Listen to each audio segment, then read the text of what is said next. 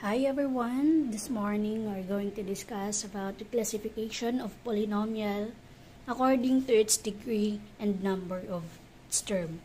When we say degree of a polynomial, it is the highest exponent in any variable within that terms in the given polynomial. For example, if given ang x cubed plus y, since the degree is the highest exponent of this polynomial, the degree is equal to 3. Okay? Then, if the variables x squared y raised to 3 is magkadikit, just like this one, in order to get the degree of the term, as you are going to add the exponent. So since the exponent of x is 2, then the exponent of y is 3. So 2 plus 3, that is equal to 5. So this is the degree of the term x squared y cubed. So ano nga ba yung mga tawag? Ano yung tawag sa polynomial if there is a 0 degree, 1 degree, etc. Kung ang given polynomial is just a number, for example, 41, ibig sabihin walang variable, the degree is equal to 0. Degree is equal to 0, and ang tawag dito sa polynomial na to is a constant. Ang classification niya is constant. Okay?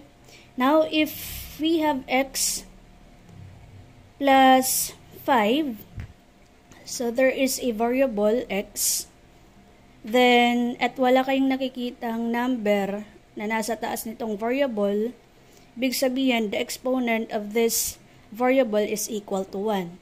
And then, the degree of this polynomial is equal to 1, at ang tawag doon sa classification niya is linear. Okay? The degree of the polynomial, kung 1, that is equal to linear. Now, if I have x squared plus x plus y, okay? So, kung titingnan natin, the highest exponent is 2. So, ibig sabihin, the degree is 2. Ang tawag naman sa kanya ay quadratic. Quadratic. Now, if we have x cubed plus 3x plus 10, so the highest degree, the highest exponent of this polynomial is equal to 3. Kung ang degree niya is equal to 3, ang tawag ay cubic. Cube. Kapag pinabasa natin tong x raised to 3, pwedeng basahin as x cubed. Okay? So, cubic ang tawag sa kanya. What about if we have 5x raised to 4 plus x raised to 3 minus y squared? So, given this polynomial, and then the highest exponent is equal to 4, the degree is equal to 4, ang tawag dito ay quartic. Okay, quartic. Next is given ang 100x raised to 5. So the highest exponent of this term is equal to 5. The degree is equal to 5. Ang tawag ay quintic. Okay? So review, kung ang given is just a number, walang kasamang variable, so the degree is equal to 0. Ang classification ng polynomial is a constant according to its degree. Kung ang given is this one, the degree of the polynomial is equal to 1. That is equal to linear. Ang given na polynomial, ang degree of the term of the polynomial, ang highest exponent ay 2, that is quadratic. And then, if ang given na polynomial, ang degree niya ay 3, that is cubic. Kapag 4, quartic. And kapag 5, that is quintic. Okay? Pag sinabing term, it could be a constant. For example, 41. Yan, isang term na yan. Pwede rin ang 41 and a variable, 41x. Okay? It's an example of term. Okay, another term. Okay? So, ito, ang pag-usapan natin ngayon is, ano ang tawag sa polynomial kung isang term, 2 terms, 3 terms, or there are 4 or more than terms in a polynomial. For example, if given ang 2x, okay, so this is number of term. Then, classification. Based on the number of terms. So, 2x, that is equal to 1. Ang tawag sa kanya ay monomial. Mono, ibig sabihin, isa. Monomial. Kapag 1 term, ang polynomial, that is monomial. Next, for example, if given ang x plus y, so, 1, 2. 1, 2. 2 terms, that is binomial.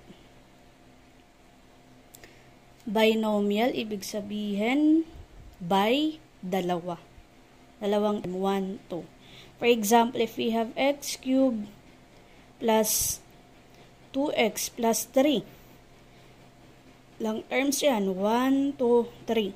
So, pinag-uusapan is the number of its term. Okay, so kahit ng variable. Okay? As long as term ang pinag-uusapan, kahit anong exponent ng variable. So, 1, 2, 3. So, there are 3 trinomial. Trinomial. Tri. Parang tricycle. 3 ang gulong. Okay?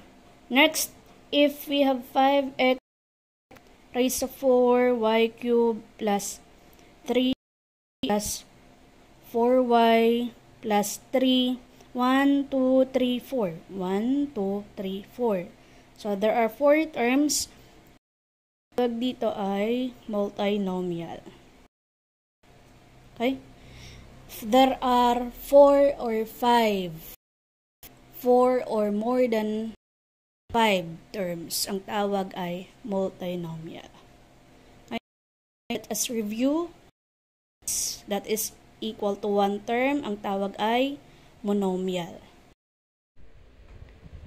X plus y, 1, 2, 1, 2. There are 2 terms, that is binomial. X cubed plus 2x plus 3, 1, 2, 3. There are 3 terms, ang tawag ay trinomial. So, dito sa last example, 1, 2, 3, 4. 1, 2, 3, 4. Tawag dyan ay multinomial. If there are 4 or 5 terms in a given polynomial, ang tawag is multinomial.